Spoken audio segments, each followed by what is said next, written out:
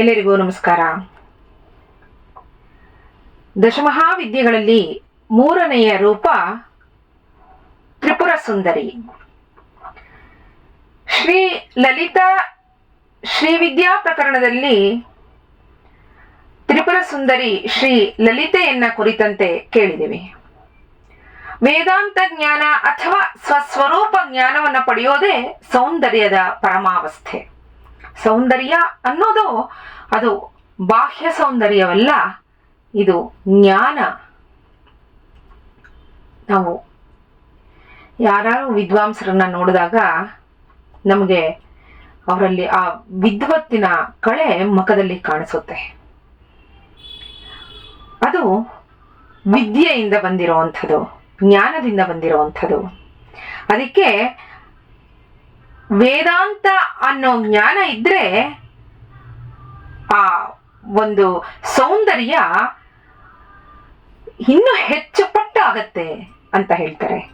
ಅದಕ್ಕೆ ವೇದಾಂತ ಜ್ಞಾನ ಅಥವಾ ಸ್ವಸ್ವರೂಪ ಅಂದ್ರೆ ನಾನು ಅಂದ್ರೆ ಏನು ಅನ್ನೋ ಅರಿವು, ಸ್ವಸ್ವರೂಪ ಜ್ಞಾನವನ್ನ ಪಡೆಯೋದೇ ಸೌಂದರ್ಯದ ಪರಮಾವಸ್ಥೆ.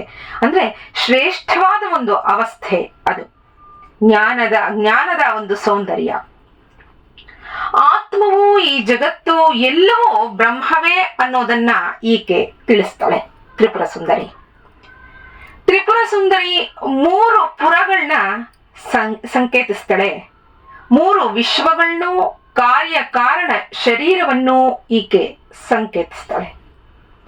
ತ್ರಿಪುರ ಸುಂದರಿಯನ್ನ ಲಲಿತಾ ಅಂತನೂ ಕರೀತಾರೆ. ಅವಳು ಜಗತ್ತನ್ನ ಲೀಲಾ ಮಾತ್ರದಿಂದ ನೋಡ್ತಾಳೆ. ಎಲ್ಲವನ್ನೂ ನಡೆಸೋಳು ಅವಳೇ. ಅಣು ರೇಣು ತೃಣ ಕಾಷ್ಟ ಅನ್ನೋ ಹಾಗೆ ಎಲ್ಲಕ್ಕೂ ಅವಳೇ ತಾಯಿ. ಅದಕ್ಕೆ ಅವಳನ್ನ ಶ್ರೀ ಲಲಿತಾ ಮಹಾತ್ರಿಪುರ ಸುಂದರಿ ಅಂತ ಕರೆಯೋದು.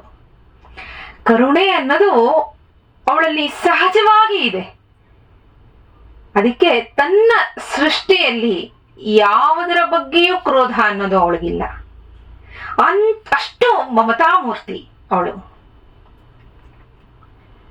ನಮ್ಮ ಅಜ್ಞಾನ ಹಾಗೆ ಅಹಂಕಾರಗಳಿಂದ ನಾವು ಹಲವಾರು ಉಪಾಧಿಗಳಿಗೆ ಈಡಾಗಿ ಸಂಕಟವನ್ನ ಪಡ್ತಿರ್ತೀವಿ.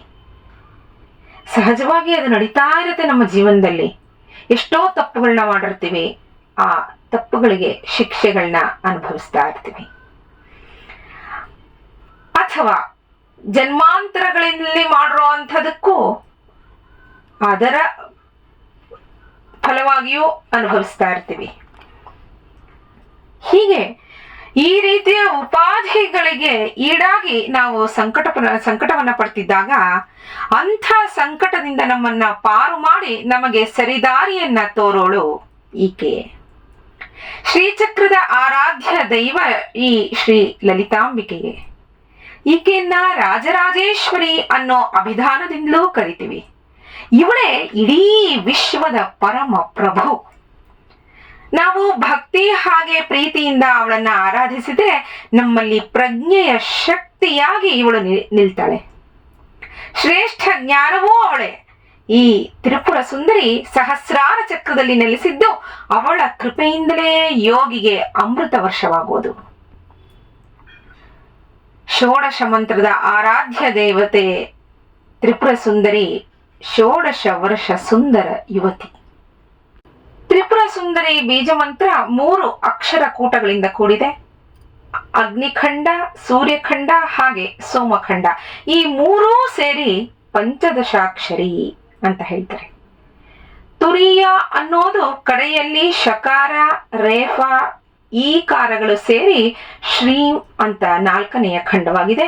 ಮೊದಲನೆಯ ಖಂಡ ವಾಕ್ಶಕ್ತಿಯನ್ನ, 2ನೆಯ ಖಂಡ ಕಾಮರಾಜ ಶಕ್ತಿಯನ್ನ, ಹಾಗೆ 3ನೆಯ ಖಂಡ ಕ್ರಿಯಾಶಕ್ತಿಯನ್ನು ಮತ್ತೆ ವೇದತ್ರಯಿಯನ್ನು ಸಂಕೇತಗೊಳಿಸುತ್ತೆ. ಶ್ರೀ ದಕ್ಷಿಣಾಮೂರ್ತಿಯೇ ಇದರ ಮಂತ್ರದ್ರಷ್ಟಾರ. ನಾವು ಹಿಂದೆಯೇ ನೋಡಿದೀವಿ ನಾಡಿ ಬಗ್ಗೆ ಮಾತಾಡುವಾಗ. ಹಾಗೆ ದಕ್ಷಿಣಾಮೂರ್ತಿಯ ಬಗ್ಗೆ ವಿಷಯವನ್ನ ತಿಳ್ಕೊಳ್ಳುವಾಗಲೂ ನಾವು ನೋಡ್ತಾ ಬಂದಿದ್ದೀವಿ. ಹಾಗೆ ಚಕ್ರಗಳ ಬಗ್ಗೆ, ಷಟ್ಚಕ್ರಗಳ ಬಗ್ಗೆ ನೋಡಿದಾಗ್ಲೂ ನಮ್ಗೆ ಅಲ್ಲಿ ಸಹಸ್ರಾರದಲ್ಲಿ ಕಾಣಿಸೋದು ಈ ಪರಾಶಕ್ತಿಯೇ, ಮಹಾ ತ್ರಿಪುರ ಸುಂದರಿಯೇ ನಮ್ಗೆ ಕಾಣಿಸೋದು. ಈ ತ್ರಿಪುರ ಸುಂದರಿ ಮೊದಲುಗೊಂಡು ಭುವನೇಶ್ವರಿ, ಭೈರವಿ, ಚಿನ್ನಮಸ್ತ, ಧೂಮಾವತಿ ಇವುಗಳ ಉಪಾಸನೆಯನ್ನ ವಿದ್ಯಾ ಅಂತ ಹೇಳೋದು ರೂಢಿಯಲ್ಲಿದೆ. ಶ್ರೀವಿದ್ಯೆಯಲ್ಲಿ ದಶಮಹಾವಿದ್ಯೆಗಳು ಏನಿದೆ, ದಶಮಹಾವಿದ್ಯೆಗಳಲ್ಲಿ ಮಹಾವಿದ್ಯೆ ಅಂತ ಕಾಳಿ, ತಾರ 2 ವಿದ್ಯೆಗಳು ಕರೆಸ್ಕೊಂಡ್ರೆ ಮಿಕ್ಕ ಈ 5 ರೂಪಗಳು ವಿದ್ಯಾ ಅಂತ ಕರೀತಾರೆ. ಆ ರೂಢಿಯಲ್ಲಿ ಇಟ್ಕೊಂಡಿದ್ದಾರೆ, ವಿದ್ಯಾ ಅಂತ ಹೇಳ್ತಾರೆ ಈ 5 ರೂಪಗಳಿಗೆ. ಈ 5 ರೂಪಗಳನ್ನ ಯಾರು ಬೇಕಾದ್ರೂ ಉಪಾಸನೆ ಮಾಡಬಹುದು.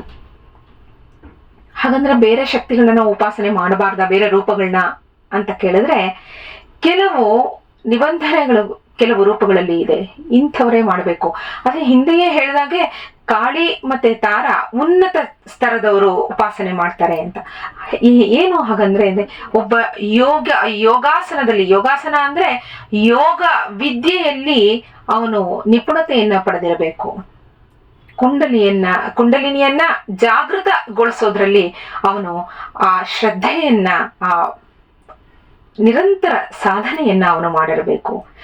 ಆ ರೀತಿ ಕುಂಡಲಿನಿ ಜಾಗೃತಗೊಳ್ತಾ ಅವಳು ಎಲ್ಲ ಚಕ್ರಗಳನ್ನು ದಾಟಿ ಸಹಸ್ರಾರಕ್ಕೆ ಕರ್ಕೊಂಡು ಹೋಗ್ತಾಳಲ್ಲ, ಆ ರೀತಿಯ ಉನ್ನತ ಸ್ತರದವರಿಗೆ ಆ 2 ವಿದ್ಯೆಗಳು ಕಾಳಿ ಮತ್ತೆ ತಾರ, ಮಂತ್ರಶಾಸ್ತ್ರದಲ್ಲೂ ಅಷ್ಟೇ ತಂತ್ರಶಾಸ್ತ್ರದಲ್ಲೂ ಅಷ್ಟೇ ಆ 2 ಉಪಾಸನೆಗಳು ನಿರಂತರವಾಗಿ ನಡೆಸ್ತಾ ಬಂದಿದ್ದಾರೆ, ನಡೀತಾ ಇರುತ್ತೆ. ಅದು ಆ ಸಾಧಕರಿಗೆ ಮಾತ್ರ ಅದು ಸ್ವಲ್ಪ ಸುಲಭವೇನೋ ಅನ್ನೋ ರೀತಿ ಇರುತ್ತೆ, ನಮ್ಮಂಥವ್ರಿಗೆ ಬಹಳ ಕಷ್ಟ. ಹಾಗಾದ್ರೆ ನಮ್ಮಂಥವ್ರು ಉಪಾಸನೆ ಮಾಡ್ಬೇಕಲ್ಲ, ಪೂಜೆ ಮಾಡ್ಬೇಕಲ್ಲ, ಆ ಮಹಾತಾಯಿಯ ಕೃಪೆ ಬೇಕಲ್ಲ. ಅದಕ್ಕೆ ಈ 5 ರೂಪಗಳನ್ನ ವಿದ್ಯಾ ಅಂತ ಹೇಳಿದ್ದಾರೆ. ಅದರಲ್ಲಿ ಮೊದಲನೆಯದೇ ತ್ರಿಪುರ ಸುಂದರಿ. ಭುವನೇಶ್ವರಿ, ಭೈರವಿ, ಚಿನ್ನಮಸ್ತ, ಧೂಮಾವತಿ ಇವುಗಳ ಉಪಾಸನೆಯನ್ನ ವಿದ್ಯಾ ಅನ್ನೋ ರೂಢಿಯಲ್ಲಿ ಇದೆ. ಸ್ನೇಹಿತರೆ, ನಾಳೆ ಭುವನೇಶ್ವರಿ ದೇವಿಯ ಬಗ್ಗೆ ಒಂದಿಷ್ಟು ವಿಷಯವನ್ನು ತಿಳ್ಕೊಳ್ಳೋಣ. ನಮಸ್ಕಾರ.